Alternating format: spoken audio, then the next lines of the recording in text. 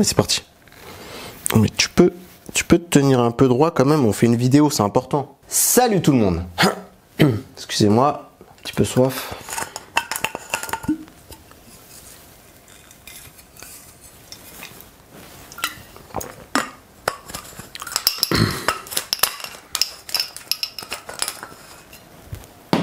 Salut tout le monde, je suis Mathieu de la chaîne Restez Connectés et merci à toi Jojol de nous proposer d'intervenir dans ta chaîne pour vous dire ce qu'on attend du futur iPhone 12.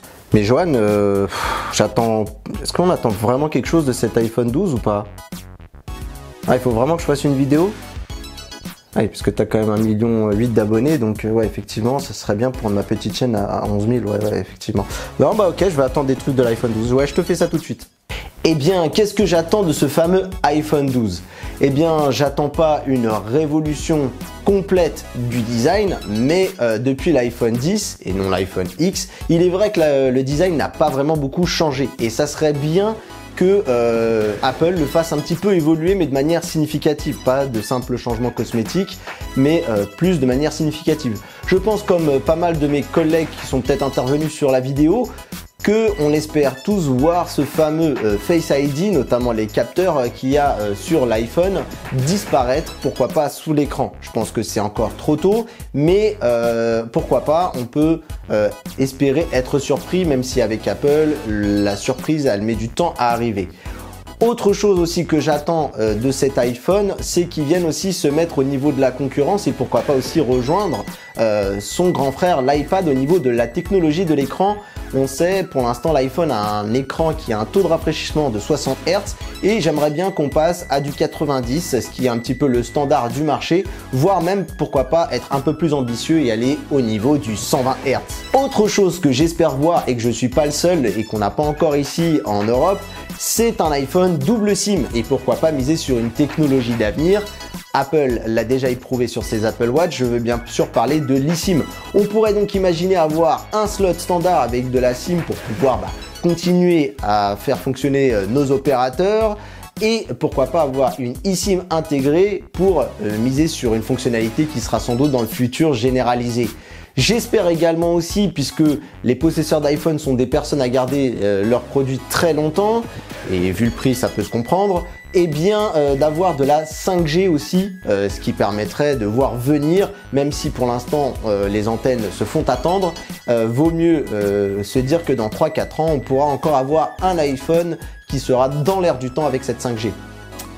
Autre élément qui est pas mal décrié et dont les pros Android se sont beaucoup moqués, eh bien c'est enfin l'arrivée d'un USB-C. Alors peut-être pas pour le modèle de base, mais pour l'iPhone 12 Pro, pour aussi égaliser la gamme de l'iPad Pro, avoir non plus du Lightning, mais de l'USB-C et ça serait vraiment pas mal. Plus besoin d'être emmerdé à avoir deux câbles, un pour son iPad, un pour son iPhone et pourquoi pas aussi d'être dans vos soirées avec des personnes qui n'ont que de pauvres Android parce qu'on n'est pas assez hype pour avoir des iPhones et qui pourraient vous prêter sans problème un câble pour pouvoir recharger votre iPhone. Autre fonctionnalité que j'aimerais voir qui n'est pas très populaire ou très utile mais qui peut dépanner quand on en a besoin, c'est la recharge inversée.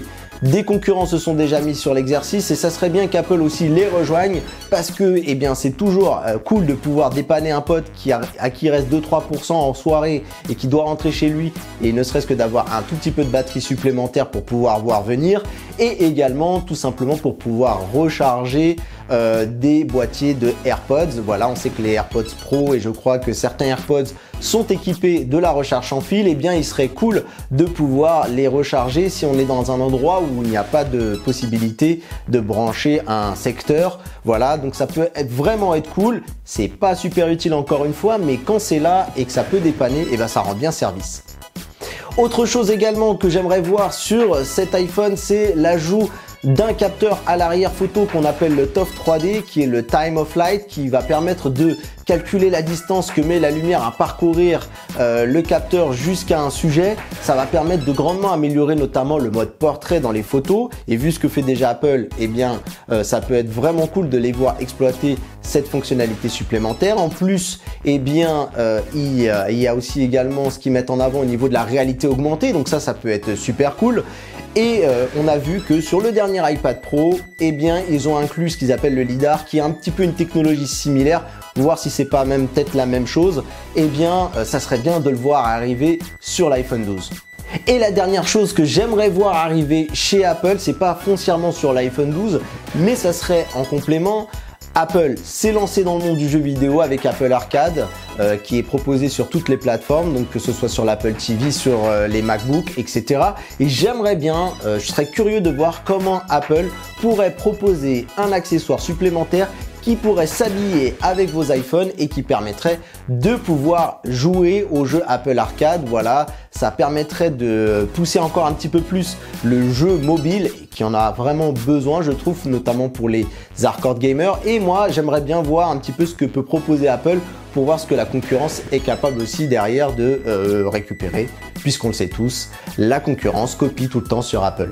Voilà mes souhaits sur cet iPhone 12. Encore une fois, un grand merci à toi Jojol de nous permettre de nous exprimer sur ta chaîne et d'avoir ta large audience.